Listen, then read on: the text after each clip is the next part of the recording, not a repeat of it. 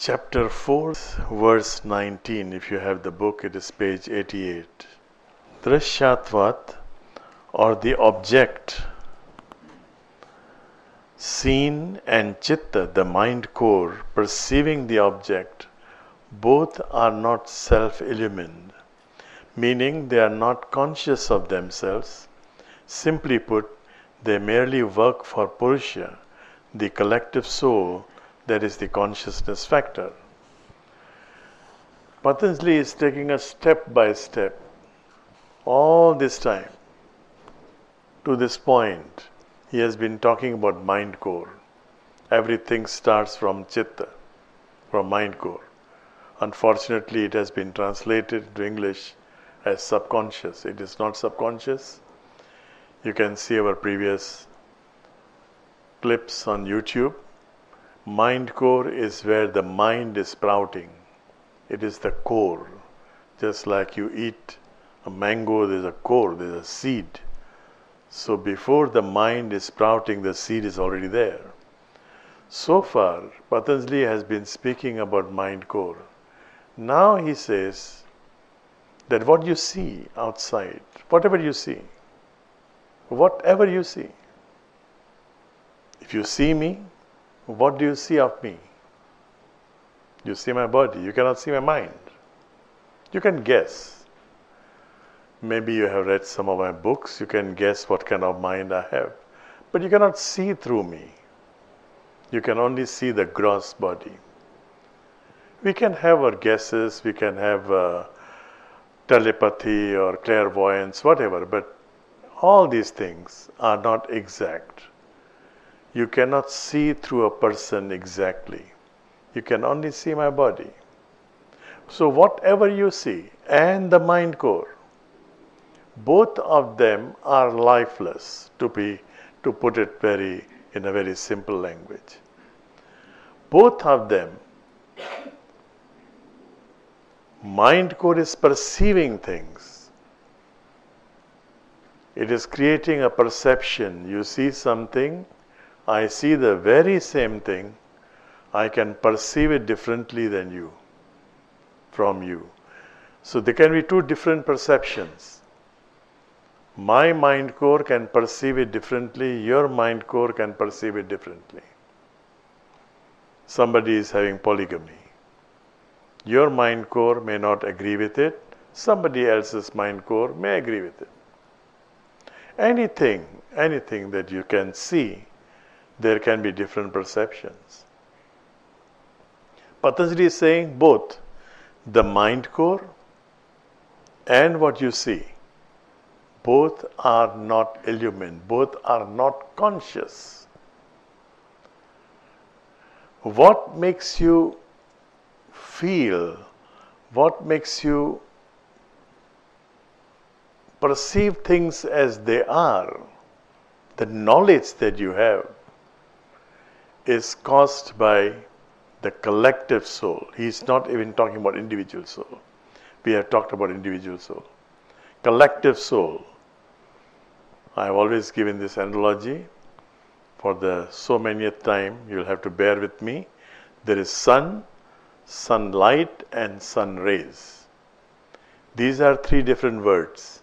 Sun, sunlight, sun rays. But can you separate them? You cannot. You cannot pack one, this is sun, in a bottle, big container, huge container, this is sun, and these are sun rays, and this is sunlight. So rays are those rays are entering this hall, the sunlight is outside, illumining the whole garden. Sun rays are inside, the sun is up there according to us. But actually the sun rays, sunlight, sun, all these three are inseparable. So we have word Paramatma, the great self, the supreme self, and then we have got Purusha, the collective soul, and the individual soul, Jivatma. All these three are namesake. They are inseparable actually. What is creating separation is the body, is the mind. I feel I am different than you because of my body, because of my mind. And this is caused by samskar, vikars, impressions from past life, blah, blah, blah. We have discussed this. Now he says all these things are not conscious. And he is giving us a very good, high hope. If all those things were conscious, the things that we see are conscious, they are having their consciousness, and this body has its own consciousness, then there is no possibility for us to detach ourselves from any incident. You go through some painful incident, you go through some happy incident, you cannot detach yourself, and in both cases, you will be suffering. Even if you are attached to a pleasant incident, a good incident according to you, this good incident is not going to last forever. The memory of this good incident will haunt you, and whenever you pass through something, you are going through some kind of painful experience, you want the good incident to repeat itself. It does not repeat. So in both cases you are suffering. Now Patanjali is saying that they are not conscious. Don't worry. Consciousness is something else. You can be free from suffering. You can be free from your attachment to incidents, to your interactions with the outer world. This is the most difficult chapter. Number 20. It is not possible to hold on two different things at one and same time, implying whether one is matter-oriented or soul-oriented. One cannot be both at one and the same time. A lot of people, if you see the English translation, they connect this with focus. You can only focus on one thing. So all the law of attraction advocates, they'll say, you must focus on one thing. The focus that Patanjali is talking about is two different things. Patanjali is saying you can either be materialistic or you can be spiritual. And to be spiritual, you don't have to have a rope. You don't have to become a yoga instructor. You don't have to do anything absolutely. You can still be in your profession. You can be doing what you are doing. It is just a matter of outlook. You change your outlook. Materialistic outlook means I believe in this. I believe in my body. I believe that I am going to live forever. I keep seeing people dying and it is not affecting me. I am living under illusion that people can die but I will live forever. Although we don't say those things, but we believe in such a thing. We keep seeing things, people leaving this world empty-handed, and yet we keep hoarding wealth.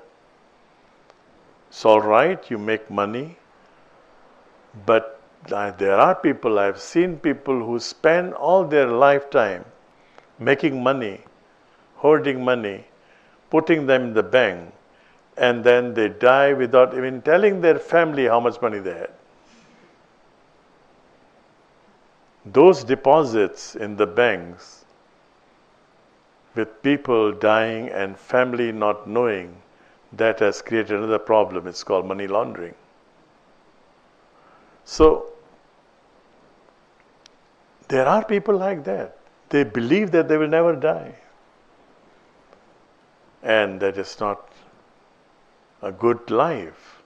You cannot enjoy your own money.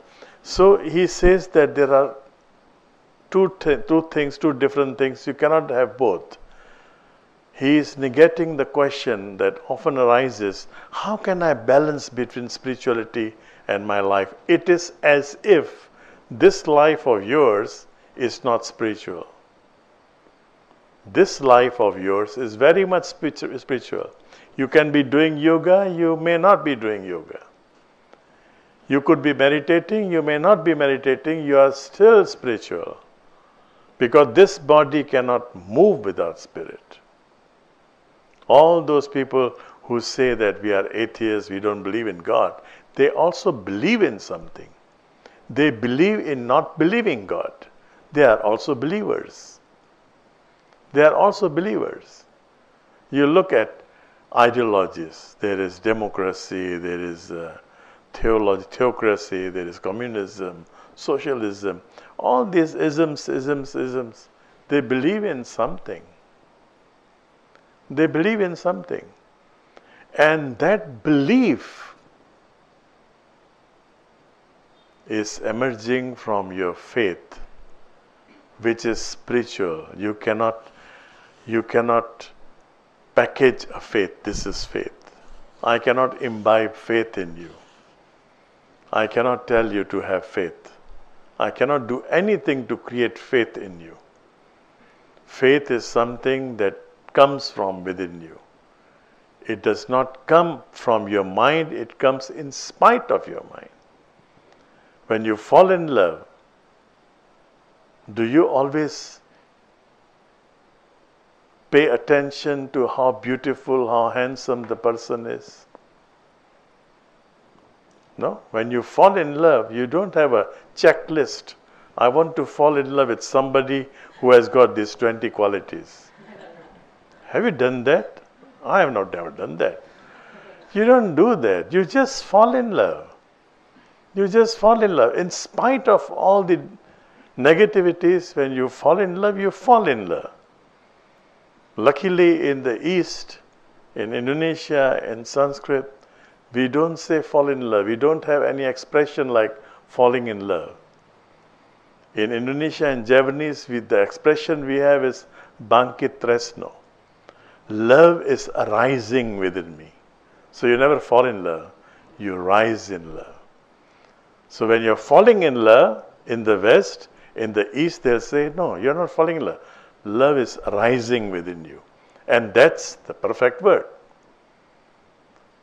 How can you fall in love? You must rise in love. You know? Love cannot be so stupid that makes you fall. You know? So you rise in love. It's not even rising in love. It's not even rising in love. Love is rising within you. And when love rises, then the mind is gone on holidays. Mind is no more there.